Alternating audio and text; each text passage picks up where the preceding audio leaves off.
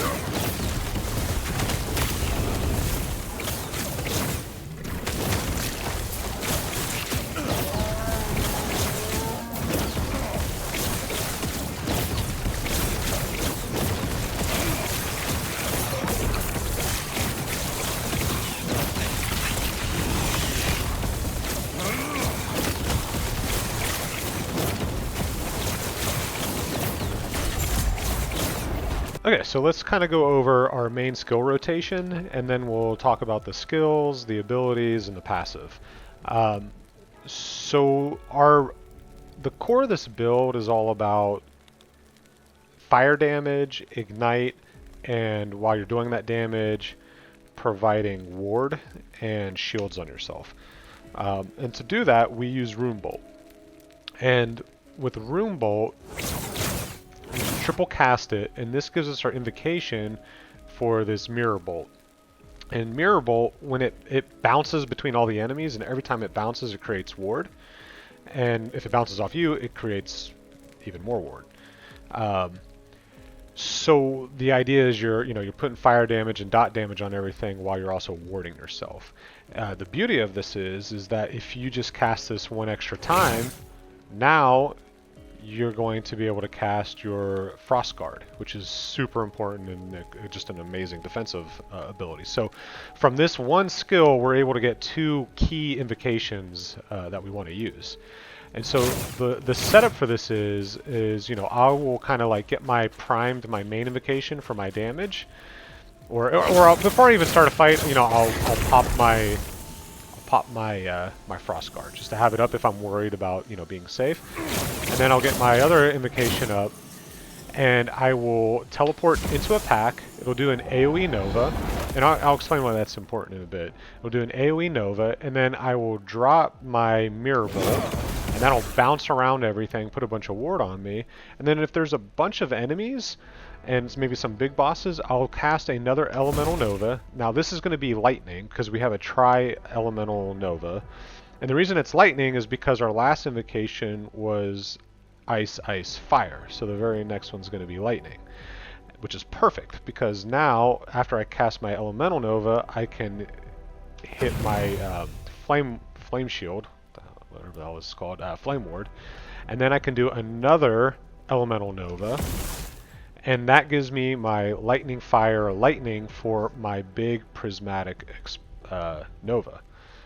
And when you cast your Prismatic Nova, it's going to do a big AoE, but then it's also going to do 3 Elemental Novas because we're Tri-Elemental Novas, so you're going to get one of each. And the reason that's important is because every single one of those applies Armor Shred and Ignite on everything. So you're getting multiple stacks of Ignite on things. So kind of like, again, you get this prime, you blink in, you do this, and then boom, you just burst everything in that like couple seconds right there. That's your full rotation. This is a lot more involved. I like builds that aren't just like, stand still and press one button AFK farm. But you can screw it up. but it's it's kind of like a rhythm game, and it's kind of fun to play. It requires a little bit more action on your part, which is how I prefer to play anyway. So for me, this is just it's about having fun. But yeah, let's kind of get into it. So on the skills, so Rune Bolt is basically just your setup ability, and the focus of it is for armor shred and mana generation. And so you want to increase your projectiles, double the chance for extra projectiles, take the armor shred, take the mana, and then cast speed with this is super important because the faster you cast, the more invocations you can get out. The more invocations you get out, obviously the more damage and fire and dots you get out, but especially for hardcore, more importantly, the more ward you're able to generate consistently. So, get your, attack speed up. And then to be able to do this, we needed to transition the lightning on this ability to cold. And so that's what provides us that cold fire for, being able to get out our main ability. And like I said, being able to cast these two spells on repeat is just amazing. And then with the way the mana generation works is when you're casting this and you're casting it through like a pack of mobs, it will generate off of all of them. So it just very quickly pops your mana up. So that's kind of the basis of Rune Bolt. With Flame Ward, I will be respecking this. Right now I have the mana regeneration. I think I'm curious about, maybe going more defensive. There's maybe some options here that we could kind of mix up with this. So this will be kind of changing as I advance the build a little bit. Teleport is mostly utility, but I like the Elemental Nova again because that combo, we got one Elemental Nova when we dive in a pack. We got the Prismatic, which is one giant AoE followed by 3 more. So you're getting 4 AoEs, elemental AoEs in a row, and all 4 of those, provide ignite chance and armor shred. So this is utility. I took ward gain on it, and I mean the main thing is just the utility of it. And that haste duration is also nice. And so yeah, I mean, it's not like I'm actually considering dropping this for Flame Rush. I might play with that and see how it is. I think there's potentially some fun, unique kind of synergy there. But then getting to Runic Invocation, importance here is getting your Runic Energy and the chance to double cast. When you double cast your mirror bolt, you're going to be generating twice as much ward because you're going to get double the bounces from all the enemies. So this is super strong. And then again, kind of coming down here for the Elemental Nova, and because it's tri-elemental, you get 3 extra elementals. And I went into the fire part here. I think there's a flexibility to play around with this a bit, but the main thing is the double cast and the Elemental Nova for the armor shred, and the extra ignite stacks. And then on the Elemental Nova, for right now, I wanted to keep this tri. I'm perhaps maybe get rid of the area because like you're diving right into the middle of a pack, or you're right on top of a boss. And yeah, so taking the ignite chance, taking the armor shred. I'm curious about playing and changing this up to do kind of a lightning. So I think there's a lot of flexibility to kind of like tweak things and mess with things here. On the passive tree, for hardcore, I always start out focusing on ward, and then as I feel safe and comfortable, and I'm not dying or not taking I'm just like it's super safe, then I'll start transitioning towards the damage side. So it's kind of like finding that balance. But so for right now on kind of our mage tree, I still have points into ward, the ward retention, like ward per second, ward retention, For a hardcore character, they're just super important.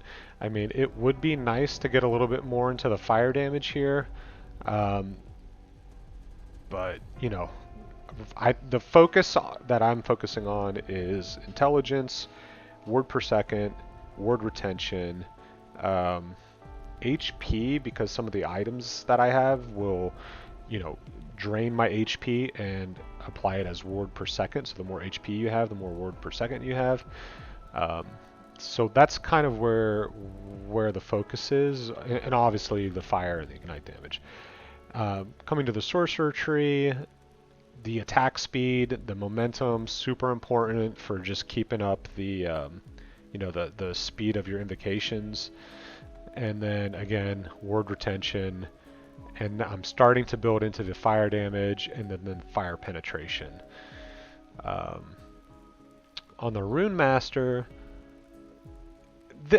when I first started, I was focused purely on the elemental novas, and then I realized I was mostly doing my damage through the mirror bolt, and I kind of started to transition and switch towards fire damage, because before I was focused on like doing crit and ward off a crit, and around level 80, and I'm 88 now, but around level 80, I started kind of transitioning the build from the crit, spell damage, and elemental damage towards the fire and the ignite, and getting away from the crit and the word and the crit.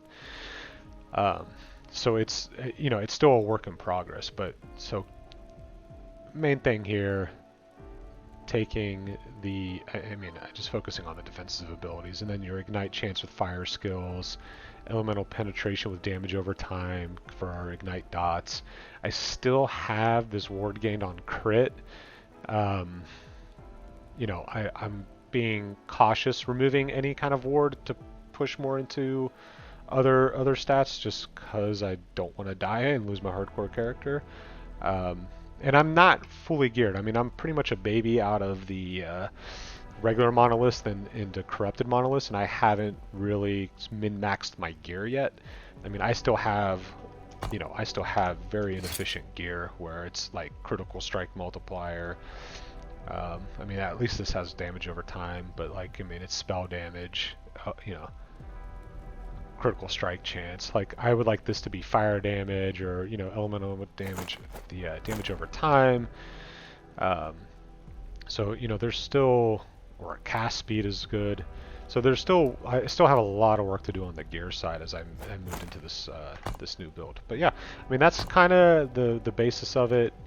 You know, I wanted to stay away from frostclaw. Everyone's doing frostclaw, where you kind of like stand there and it does it. I like the active playstyle of being able to choose your spells and you know, based on the situation. So this is just a little bit more dynamic, where it's kind of up to you what you use and when you use it. Definitely makes it more challenging, but I think it's, the playstyle is fun and worth it. So yeah, that's the build. Thanks for watching, and you know, we'll try to get the gear in a better spot and see you know, how far this can push. Right now, you know, corrupted monoliths feel pretty good. As long as you're, you know, casting, you're keeping your health up. So yeah, thanks for watching, and see you in the next one.